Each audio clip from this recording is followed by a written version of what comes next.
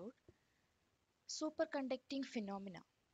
I will briefly explain what is superconductivity, critical magnetic field, and critical temperature. Then I will discuss the electric and magnetic properties of superconductors. The next topic is about Meissner effect and perfect diamagnetism, which represent the important magnetic properties exhibited by superconductors. Then we will briefly discuss about the classification of superconductors based on certain criteria, especially type 1 and type 2 superconductors. We will then learn the theory behind superconductivity known as BCS theory of superconductivity. Though all topics of superconductivity cannot be explained using this theory, here I will provide only a qualitative description of this theory. The quest for room temperature superconductor resulted in the discovery of high temperature superconductors. So the next topic is high temperature superconductors. And finally, we will discuss some important applications of superconductivity. Here I will describe briefly Josephson effect, Josephson junction, and squid, though those topics are not included in your syllabus. Now a brief introduction.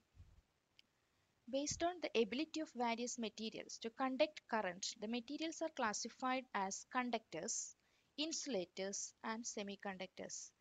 A metal, which is a very good carrier of electricity, is called a conductor. Copper and aluminium are good examples of conductors.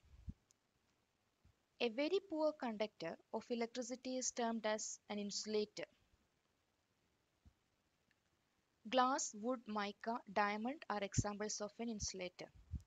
A metal having conductivity between that of a conductor and an insulator is called semiconductor. Silicon and germanium are examples of semiconductor. These do not conduct current at low temperatures, but as temperature increases, these materials behave as good conductors. In addition to this, there exists another category of materials known as superconductors. Superconductors are among the most bizarre and exciting materials yet discovered. Below a critical temperature, they have zero electrical resistance. This property alone is more than enough to spark the imagination. A current that could flow forever without losing any energy means transmission of power with virtually no losses in the cables. A superconducting wire carrying a current that never ever diminishes would act as a perfect store of electrical energy. Unlike batteries, which degrade over time, if the resistance is truly zero, you could return to the superconductor in a billion years and find that the same old current flowing through it. That means energy could be captured and stored indefinitely. With no resistance, a huge current could be passed through the superconducting wire and in turn produce magnetic fields of incredible power. These figures represent the materials exhibiting superconductivity, where in the first figure you can see a levitating magnet on a superconductor cooled with liquid nitrogen. The fastest train, which works using the phenomenon of superconductivity, known as maglev train, is shown in the second figure. The third figure shows the schematic representation of the motion of Cooper pairs within a superconductor, which is a clear illustration of BCS theory of superconductivity. The other two figures also show the magnetic levitation technique. In 1911, a Dutch physicist H. Kamerlingh Onnes discovered the phenomenon of superconductivity. He measured the electrical resistance of mercury at very low temperatures. Onnes wanted to know how small the resistance to an electric current can become if a substance is purified and the temperature is lowered as much as possible. It was found that at a temperature below 4.15 Kelvin, here it is 4.15 Kelvin, the resistance disappeared almost instantaneously. This is totally unexpected phenomenon and is known as superconductivity. This figure represents the resistance temperature curve obtained by ons for the liquid metal mercury.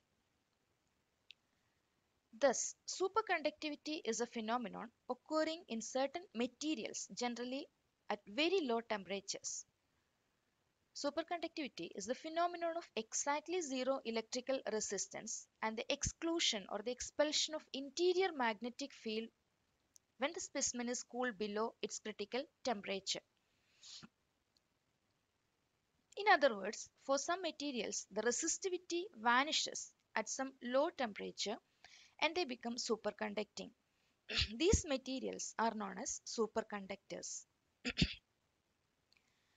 Also, superconductivity is a macroscopic quantum mechanical phenomenon. Thus, the two basic properties of superconductivity include: 1.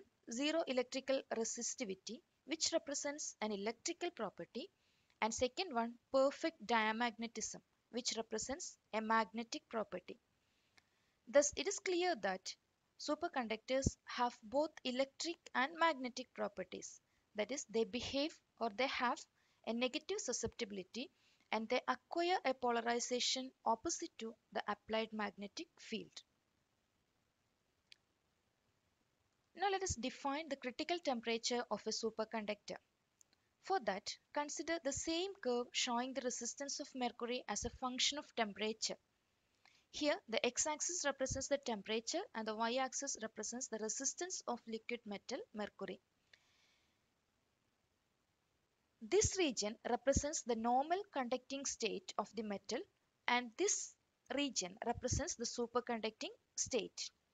You can see that the metal suddenly makes a transition to the superconducting state when the temperature reduces to 4.2 Kelvin. This temperature is known as the critical temperature. Thus, the critical temperature Tc is defined as the temperature at which a normal conductor loses its resistivity and becomes a superconductor. It is a constant for a particular material. The value of this critical temperature varies from material to material. Superconductors usually have critical temperatures below 20 Kelvin. Based on the value of critical temperature, we classify superconductors as high temperature superconductors and low temperature superconductors, and which will be discussed later. Since superconductors exhibit both electrical and magnetic properties, we should have a clear idea about their electrical and magnetic behavior. We will first discuss the electrical properties of superconductors briefly, followed by a description of the magnetic properties of superconductors in detail. Now let's see the electrical properties of a superconductor. We have already defined superconductivity and critical temperature. Thus, it is clear that there is no DC resistance for a superconductor below the critical temperature. Below a critical temperature, the resistance of the superconducting material becomes almost zero, causing the current to flow indefinitely with no power loss. No potential difference is needed to maintain the current. Hence, there can be a current in a ring-shaped superconducting material even in the absence of a potential difference or in the absence of an electric field. Such currents are called supercurrents. As we all know, that potential difference usually arises due to the presence of an electric field. In fact, steady currents have been observed to persist for years without any loss in superconducting rings without electric field. This means that a supercurrent can flow across an insulating junction, which can be explained using quantum mechanical tunneling and Josephson effect. We have already learned quantum mechanical tunneling, where the energy of the quantum particle is slightly less than the energy of the barrier. Here, the flow of supercurrent includes the formation of a pair of electrons with opposite spin or momenta, known as Cooper pairs. And these Cooper pairs will be able to cross the potential barrier generated by the insulator by means of quantum mechanical tunneling. Now, let us see the magnetic properties of the superconductors in detail. To analyze the magnetic properties of a superconductor, consider a superconductor at a temperature T below its critical temperature, Tc. Let us assume that a magnetic field of strength B is provided to such a specimen. What happens to the critical temperature of the specimen when a magnetic field is applied? Will the critical temperature be the same? No, the critical temperature will change on the application of the magnetic field, as you can see from these two figures. The figures show the variation of critical temperature with the applied magnetic field for mercury and for niobium tin combination, it's an alloy. The first figure shows the magnetic behavior of mercury, which is a pure metal and also classified as type 1 superconductor. Type 1 superconductor. The second figure shows the magnetic behavior of an alloy, niobium and tin, which is classified as type 2 superconductor. As you can see from the figures, when the magnetic field B is given, the critical temperature is lowered from the value when there is no magnetic field. As the magnetic field increases, the critical temperature decreases. Since both curves show similar behavior, let us concentrate on the first figure. From the figure, it is clear that the magnetic field corresponding to critical temperature value of 4.2 Kelvin for mercury is 0 Tesla. So, as you increase the magnetic field slightly, and when it reaches 0.01 Tesla, the critical temperature lowers and reaches a value slightly less than 4.2 Kelvin. That means in the presence of magnetic field, you need to cool the specimen to a much lower temperature to keep the specimen superconducting. Otherwise, if you keep the temperature as 4.2 Kelvin itself, then the specimen will become a normal conductor when the magnetic field is 0.01 Tesla. Now, if you increase the magnetic field again to 0.02 Tesla, you can see that the critical temperature is lowered to a value around 3 Kelvin. If you increase the magnetic field further, then the critical temperature decreases and finally reaches a value of 0 Kelvin, corresponding to a value of magnetic field which in the case of mercury is found to be slightly above 0.04 Tesla. This is the limiting value of magnetic field above which the specimen will become a normal conductor. Thus, it is clear that just like critical temperature, there is a critical value for the strength of the applied magnetic field also, which keeps the specimen superconducting. Thus, if the magnetic field is greater than BC or HC, called the critical magnetic field, superconductivity does not exist at any temperature. The magnetic field approaches 0 Tesla as T approaches Tc. This implies that there exists a certain relationship between the critical magnetic field and critical temperature of a superconductor, which is given by Hc of T is equal to Hc of 0 into 1 minus T square by Tc square, where Hc of 0 is the critical magnetic field at 0 Kelvin, Tc is the critical temperature of the specimen at 0 Tesla, and T is the given temperature. Thus, if the value of the critical temperature at an applied magnetic field of 0 Tesla is given, you can very easily calculate the critical magnetic field required to keep the specimen superconducting at the given temperature. Keeping this in mind, we are going to define the critical magnetic field required for a superconducting specimen. The superconducting phase of a superconducting material breaks when the magnetic field, either external or produced by current flowing through the specimen itself, increases beyond a certain value and sample starts behaving like an ordinary conductor. This certain value of magnetic field beyond which superconductor returns back to ordinary state is called critical magnetic field. The value of magnetic field depends on temperature. In other words, critical magnetic field of a superconductor is defined as the maximum value of magnetic field that can be applied above which the specimen changes from the superconducting state to the normal state. Now we will explain an important magnetic phenomenon exhibited by superconductors known as Meissner effect, which directly shows that superconductors fall under the category of a perfect diamagnet. Consider a superconducting material in the presence of a small external magnetic field B, which is less than Bc, the critical magnetic field, and let us assume that it is at a temperature greater than the critical temperature. Even though, even though a magnetic field is provided, the specimen is kept at a temperature above its critical temperature and hence it acts as a normal conductor. The magnetic field lines are able to penetrate through the specimen very easily. Now let us assume that the specimen is cooled below its critical temperature. When the temperature of the specimen reaches a value below the critical temperature, it becomes a superconductor and magnetic field lines will be as shown in this figure. From this figure, it is clear that when the superconductor is cooled below the critical temperature, that means T is less than Tc, in an external magnetic field, the magnetic field lines are expelled or cancelled from the superconductor and the magnetic field inside the superconductor becomes zero.